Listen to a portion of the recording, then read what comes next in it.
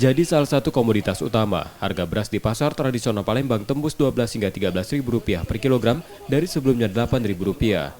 Hal itu menjadi pemicu inflasi di Sumatera Selatan setelah kenaikan harga BBM subsidi sebesar 0,117% dari nilai inflasi di Palembang 1,28%, dengan perubahan harga mencapai 3,21%. Pedagang di pasar mengaku, kenaikan harga beras akibat suplai yang kurang karena gagal panen di beberapa wilayah penghasil beras di Sumsel seperti Oku Timur.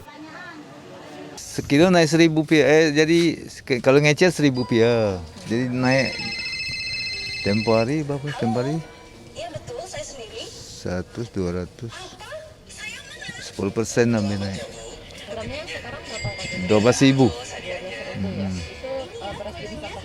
Hah? Beras jenis apa itu? Premium. Beras kenaikannya udah lama nih Pak ya? Lama juga. Turun-turun saat ini. Mana bisa turun?